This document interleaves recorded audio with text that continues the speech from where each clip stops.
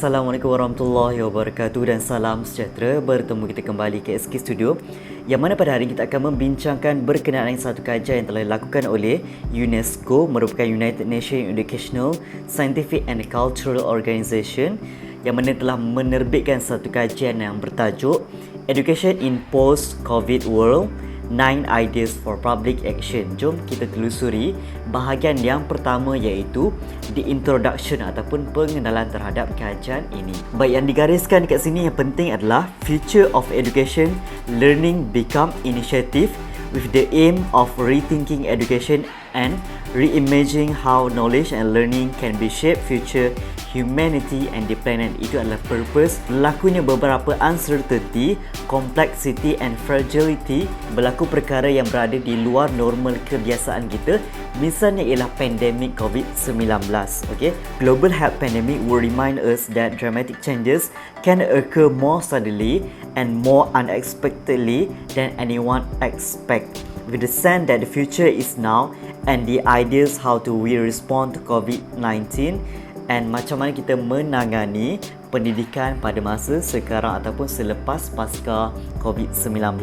Ternyata perubahan ataupun transisi pendidikan daripada pendidikan secara bersemuka ataupun bilik darjah telah berubah kepada pendidikan secara digital ataupun remote learning, di mana kita mendapati terdapatnya banyak kelemahan dan juga ruang-ruang yang perlu untuk kita tangani bersama. Oleh demikian, kita perlukan sumber-sumber yang ada, kepakaran dalam bidang pendidikan, membina sumber yang berkualiti, dedication and creativity from many teachers, families and students, and sesiapa yang berkepentingan ataupun dipanggil sebagai stakeholders. Semakin lama, semakin ramai yang membuka mata bahawa pendidikan yang ada di sekolah bukan hanya pendidikan secara formal semata, malah ianya menawarkan lebih daripada perkara tersebut. Antara contoh yang boleh saya berikan ialah providing for the well-being of the children and youth, ensuring health and nutrition alongside academic learning, di mana murid dapat bergaul dengan rakan-rakan yang memenuhi keperluan sosial. Murid yang datang daripada keluarga yang berpendapatan rendah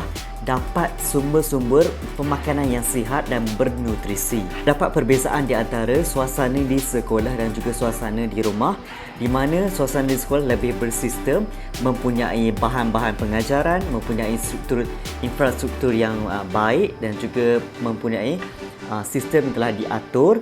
Malah berbeza dengan sesetengah murid apabila mereka merasai kesukaran belajar di rumah kerana mempunyai faktor-faktor tertentu. Antaranya ialah mereka tidak mempunyai tempat belajar spesifik ataupun khusus untuk mereka belajar, di mana mereka berkongsi ruang seperti menonton TV. Kat situlah orang menonton TV, dekat situlah kita buat kerja, dekat situlah juga kita punya adik-beradik kita makan. Jadi tidak sesuai dan juga murid tidak dapat memberikan sepenuh perhatian terhadap pembelajaran. Selain itu juga tidak semua tempat mempunyai rangkaian internet yang mencukupi ataupun device ataupun peranti yang sesuai dan mencukupi untuk mereka belajar. In the renewal of education, human interaction and well-being must given a priority, kerana isolation ataupun mereka telah mandiri, mereka telah berkurung dalam tempoh yang lama. Jadi kita kena bina semula keperluan sosial apabila mereka bersama dengan rakan-rakan, mereka bersama dengan orang dewasa dan sebagainya. Dan seperti mana yang saya telah sebutkan pada sebelum ini, bahawa apabila kita rancak menggunakan teknologi ataupun digital atas talian, terdapatnya beberapa perkara yang telah menjadi satu ancaman ataupun kita perlu ambil perkara tersebut sebagai serius. Antaranya ialah privacy, free expression, informational self-determination, and apa-apa berbentuk abusive ataupun kecenderungan untuk murid tersebut dimanipulasikan, itu perlu untuk kita. Isu keselamatan perlu untuk dipantau dan diberikan perhatian. Jadi terdapat 9 kaedah ataupun alternatif yang telah dicadangkan menerusi kajian ini.